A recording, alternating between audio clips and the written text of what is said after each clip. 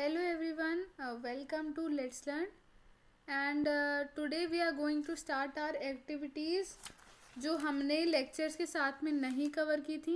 आज हम सारी एक्टिविटीज़ कवर करेंगे एंड आई होप कि आपने सारे लेक्चर्स अच्छे से देखे हैं. तो आइए शुरू करते हैं. एक्टिविटी 3.1 में हमें ये पैसेज दे रखा है, हमें पहले ये रीड आउट करना होगा, then we will be able to solve these questions. So let us now start. Swaminathan slunk to his seat with a red face. Okay, it was the English period presided over by Vedanagam. He was reading the story of the old man who planted trees for posterity and was paid 10 rupees by the king. Not a word reached Swaminathan's brain, in which there was only dull pain and vacuity. If he had been questioned, he would have blundered and would have had to spend the rest of the hour standing on the bench. But his luck was good. The period was over.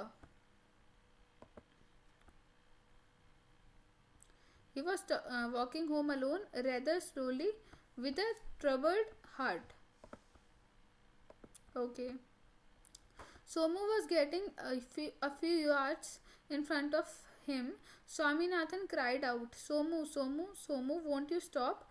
Somu stopped till the other came up. After a brief silence, Swaminathan quavered, what is the matter with you fellows? Nothing very particular, replied Somu. By the way, may I inform you that you have earned a new name, the tail, Rajam's tail. To be more precise, we aren't good enough for you, I believe. But how can everyone be a son of police superintendent? With that, he was off. This was probably Swaminathan's first shock in life. It paralyzed all his mental processes.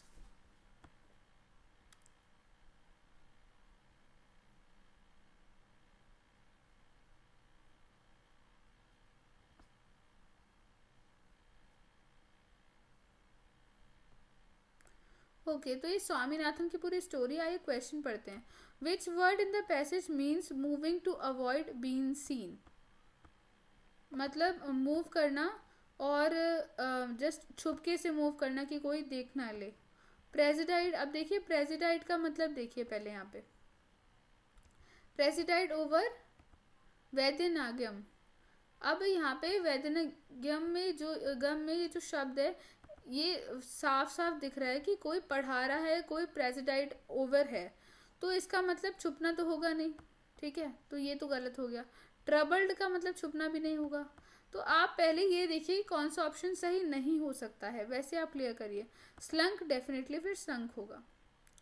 In context of the passage which of these words related to the word vacuity. अब यहाँ पे देखो वैक्यूटी, यहाँ पर देखिए वैक्यूटी, डल pen and वैक्यूटी. मतलब स्वामीनाथन को कुछ भी समझ में नहीं आ रहा था क्या पढ़ाया जा रहा था, और वो डल पेन और वैक्यूटी में थे. तो इसका आंसर क्या होगा कि एम्प्टी हेडेडनेस या ट्रेम्बल. ऑब्वियसली उन्हें कुछ समझ नहीं आ रहा था, डल थे, डल पेन में थे, तो वैक्यूटी का मतलब क्या होगा, empty headedness. Match the following words in column A with their antonym in column B. तो इसमें सबसे पहले आप ये देखिए प्रिसाइज. प्रिसाइज का क्या मतलब है, अनडिस्टर्ब्ड, काम या जनरल. तो अनडिस्टर्ब्ड और काम ये दोनों प्रिसाइज का मतलब नहीं है. प्रिसाइज का मतलब अप्रॉक्स होता है कि हाँ ये जनरली होगा आंसर. तो ऑब्वियसली इसका आंसर ऑप्शन नंबर सी है.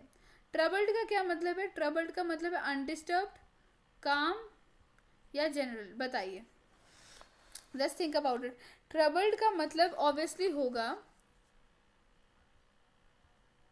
अनडिस्टर्ब्ड. क्यों? क्योंकि हम यहाँ एंटोनियम्स की बात कर रहे हैं. क्वावर्ड का क्या मतलब होगा, क्वावर्ड का ऑब्वियसली कौन सा ऑप्शन बचा है, क्वावर्ड मतलब पूरी तरह से ट्रबल में आ जाना, घबरा जाना. तो इसका आंसर होगा काम. Okay, so here we have completed our 3.1. Now coming to 3.2. Firstly now understand broad, जो कि एक एडजेक्टिव है, उसको हम कैसे जोड़ेंगे. ब्रॉड का मतलब आईज होता है, broad eyes, broad glasses, broad prints. क्या ये आंसर होगा. Broad assumptions, broad characteristics, broad conditions. क्या ये आंसर होगा. Broad daylight, broad accent, broad shoulders, क्या ये होगा या कौन सा होगा? कौन सा आपको लग रहा है? ध्यान से रीड आउट करिए। देखिए ब्रॉड पेंट्स का कोई मतलब नहीं हुआ, चौड़ी pants, nothing came out to be really a good sentence. Broad glasses क्या होता है? ब्रॉड आईज, चौड़ी आंखें, like it is not something that is connectable. Broad assumptions, broad characteristics, broad conditions, तो कहीं से कहीं तक broad conditions is not getting connected. Broad daylight, हाँ ये मान ले सकते हैं। ब्रॉड एक्सेंट, हाँ ठीक है। ब्रॉड शोल्डर्स, ये तीनों से मैच हो रहा है तो आप इसको कर सकते हो। तो फर्स्ट का क्या होगा? फर्स्ट का सी होगा। Broad appeal, nothing, it doesn't mean anything. Wide का क्या मतलब होगा? वाइड का देखते हैं हम क्या होगा। Wide glass eyes, wide glasses या वाइड पेंट्स। अब इसका भी हम देखते हैं।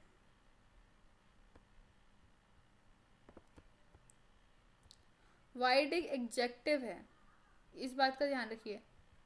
एग्जेक्टिव किसके साथ में आता है? नाउन के साथ में, to enhance it's meaning.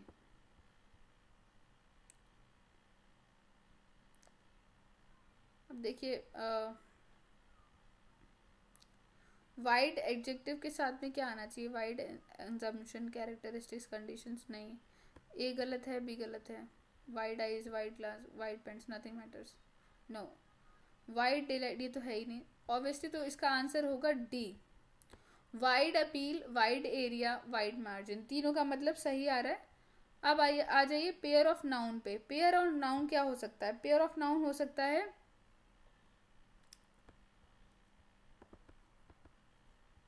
Pair, देखिए अब देखिए आईज, ग्लासेस, पेंट्स, सबके आगे एस लगा हुआ है तो ये पेयर ऑफ नाउन हो गया।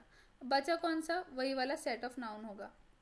सो we have this set of noun as assumptions, characteristics and conditions। क्योंकि ये सेट है, assumptions में बहुत सारे assumptions हो सकते हैं, characteristics में बहुत सारे characteristics हो सकते हैं और conditions में बहुत सारी conditions हो सकती हैं।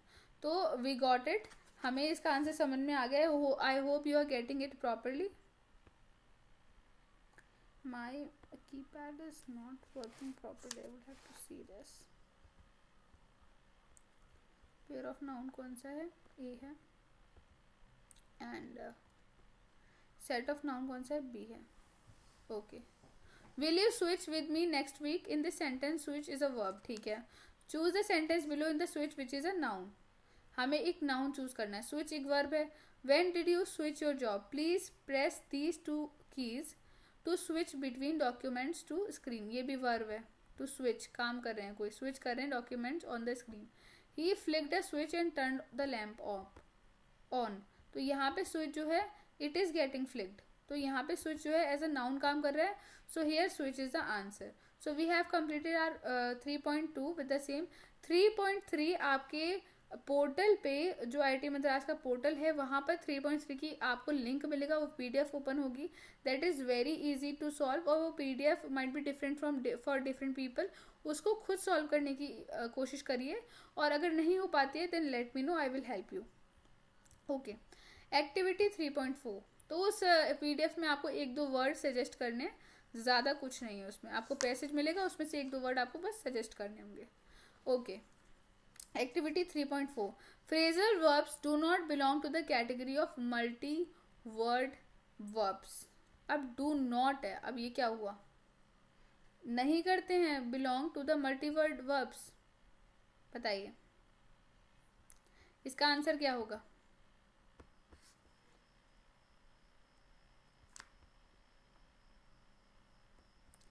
हमने फ्रेजल वर्ब्स के बारे में क्या पढ़ा था? दिखाइए, देखिए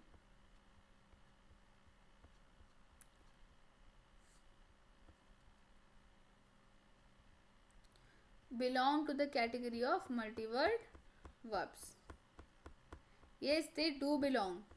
और यहाँ पे क्या लिखा हुआ है? Do not belong to the category of multi-word verbs. तो ये false है, क्योंकि do not belong ये false है, belong करता है। You can dash phone numbers in a directory. Look up, look after, look up to, look in. Obviously look up इसका answer होगा. आप pronunciate करके देख लीजिए.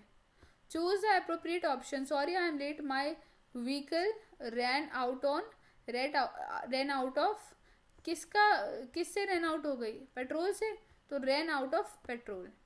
What is the meaning of phrasal verb answer back? To reply rudely, to ask several people for information or advice, to invite someone to come into the room, to make things complicated. Answer 1 का क्या मतलब होगा? Answer back, to reply rudely to someone in authority. मतलब answer back in Hindi भी से उल्टा जवाब देना. ठीक है, तो ये तीनों गलत हैं, ये ठीक है. Identify the suitable phrasal verb for the following meaning. To visit somebody, call on, bring up, key up, kick out. Kick out मतलब निकाल देना. Key up is also not the phrasal verb here. Bring up भी नहीं है, call on होना चाहिए. Call on. 3.5 की बात कर लेते हैं. I can't swim, can't here denotes, बताइए. Something that you can't do, inability. I can't, है ना. I can't do that, inability. Can I go outside now? Can here represent request. Question करें ना, can I, है ना. Only modal verbs have contracted forms. ऐसा नहीं है, देखिए और भी verbs का contracted forms हो सकती हैं. Yeah. If you have any suggestion, please tell me in the comment section. Identify the modal auxiliary in the following sentence. Auxiliary का क्या मतलब होता है, मैंने आपके पुराने lectures में बताया है. Auxiliary मतलब helping verb. The sheriff must be concerned about his haughty behavior. तो इसका आंसर होगा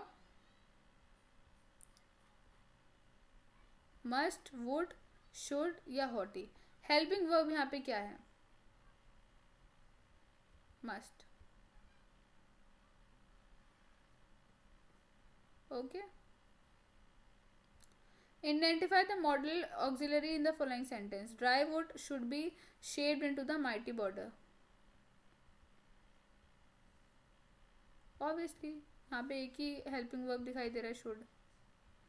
अब हम लोग we will start our activity number 3.6 and here we're gonna be understanding our questions pretty well. Fit as a fiddle, to take the side of the counter argument or offer an alternative point of view. तो fit as a fiddle का मतलब ये लोग कह रहे हैं कि counter argument की साइड लेना या फिर कोई और व्यू अपना सामने रखना. क्या ये है इसका आंसर, है या नहीं है? तो फिट एज अ फिडल, तो आप इसको फ्रेज को पढ़िए ध्यान से. फिडल की तरह फिट हो जाना मतलब like they are taking part but they have a different view. तो दिस इज ट्रू. पढ़ के देखिए, it makes some sense out of it, then you can decide. When the person you have just been talking about arrives, speak of the devil. मतलब just बात करी और फिर उसके बारे में आपको उसके आने के बारे में पता लग गया. मतलब लाइक आप उसके बारे में बात करें और एकदम वो चीज़ आ गई सामने. तो दिस इज ट्रू. आप बात बोल करके देख लो. आप स्पीक ऑफ द डेविल मतलब बोला और आ गया.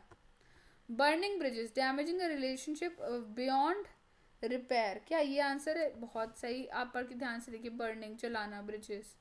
सो बर्निंग ब्रिजेस मतलब something we are damaging really badly.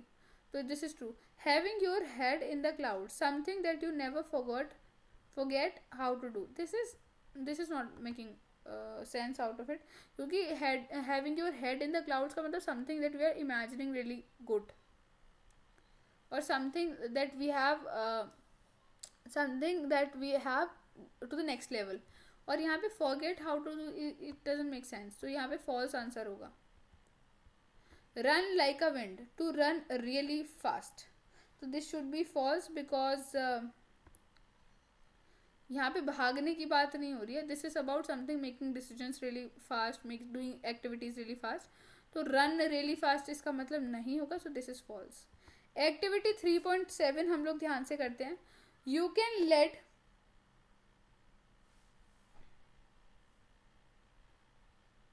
Yes एक मिनट आप मुझे दीजिए, मैं शायद कंटेंट सही खोला है या नहीं. Let me just check. Okay. You can lead a horse to water but you can not make him drink.